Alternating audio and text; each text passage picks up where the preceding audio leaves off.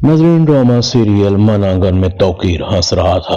मैंने अपनी जिंदगी में सकलैन से ज्यादा लालची शख्स नहीं देखा जो पैसे के लिए कुछ भी कर सकता है।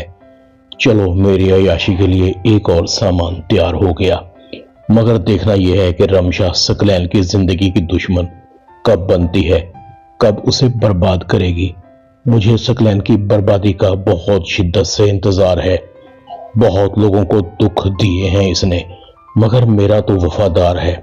तौकीर सकलैन के सामने कुछ पेपर रखता है। गौर से देखो, तुम्हारे लिए इन पेपर में सब कुछ है। तुम बराबर के पार्टनर हो। मैं तो यहाँ कम कम ही आता हूँ, इसलिए हर स्याह सफेद के जिम्मेदार तुम होगे।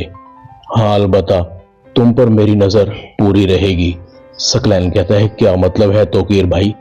तौकीर कहता है, भाई तुम्हारी साली अब मेरी बीवी बनने वाली है। मेरा आना जाना तो लगा ही रहेगा, उसे मैं अकेला तो नहीं छोड़ सकता। सकलैन कहता है, तौकीर भाई, मेरी और आपकी दोस्ती हमेशा ही बेलौस रही है। यह भी तो आपकी जर्रा नवाजी है, वरना मैं आपके पार्टनर बनने के काबिल नहीं हूं। बस ये तो आप मेरे ऊपर करम नवाजी कर देते हैं, मेरे लिए वही काफी है। तौकीर कहता है, तो फिर शादी की डेट कब फिक्स कर रहे हो? सकलैन कहता है, कर लेते हैं, आप फिक्र क्यों करते हैं? मैं अरीबा से मशवरा करके आपको 1-2 दिन में बताता हूं। तौकीर कहता है, बस तुम्हारे पास 1-2 दिन ही है। अब मैं ज्यादा देर रमशा से दूर नहीं रह सकता। दूसरी तरफ महानूर और अरीबा रमशा को समझा रहे हैं। अरीबा कहती है, इससे अच्छा रिश्ता तो हमें मिल ही नहीं सकता। इतना अमीर आदमी है, उसमें तकब्बर नाम की तो चीज ही नहीं है। यह तो हमारी खुशकिस्मती है कि उसे तुम पसंद आ गई हो, और उसने किस तरह खानदानी होने का सबूत दिया है। आजकल ऐसे लोग कहां मिलते हैं। अब उसके अलावा तुम्हारे पास दूसरा कोई हल भी तो नहीं है। तुम्हारी शादी के बाद ही माहिर जेल से छूटेगा, वो भी तुम्हारी वजह से जेल में सड़ रहा है। आखिर तौकीर में बुराई ही क्या है? माहिर से तो वो लाख दर्जे बेहतर है। माहिर के पास तुम्हें देने को क्या है? क्या मिला तुम्हें उसके साथ घर से भागने के बाद? सिर्फ जिल्लत और रुसवाई। तुम जानती हो हम लोगों को किस तरह से फेस कर रहे हैं। तुम्हारे करतूत बच्चे बच्चे की जुबान पर हैं। रमशा कहती है, तो फिर ठीक है, अगर आपको तौकीर जैसे वाहियात शख्स में कोई बुराई नजर नहीं आती तो मैं उससे शादी करने के लिए तैयार हूं, मगर इसके बाद आप दोनों याद रखिएगा, मैं मर जाऊंगी मगर आपकी शक्ल नहीं देखूंगी।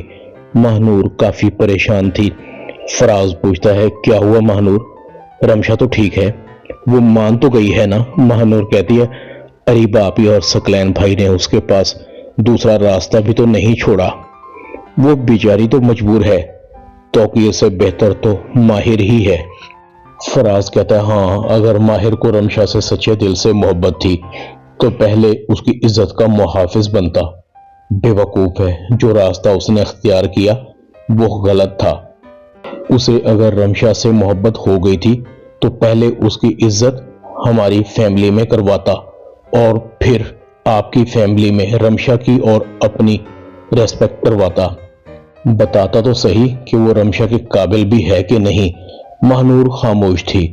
मुझे धड़का सा लगा है कि तौकीर से रमशा की शादी के पीछे सकलैन भाई की कोई बड़ी चाल है, वरना उसने हम बहनों के लिए कब अच्छा सोचा है। दूसरी तरफ आयमा की सास अपने बेटे को कहती है, तुम आयमा को धमकाओ, उसे मंगनी तोड़ने का कहो। खुद आयमा जब अपने भाई और माँ के सामने रोएगी तो उन लोगों को लग पता जाएगा, खुद ही तुम्हारी जॉब के लिए सिफारिश करेंगे। दूसरी तरफ रमशा का रो रो कर बुरा हाल है। मैंने कभी सोचा भी नहीं था अम्मी के बाद मेरी जिंदगी इतनी मुश्किल हो जाएगी। इस जिंदगी से तो मौत अच्छी है, मुझे नहीं जीना। और रमशा खुदकुशी करने लगती है। ड्रामा मन आंगन में इतना ही। चैनल को सब्सक्राइब कर दें। शुक्रिया।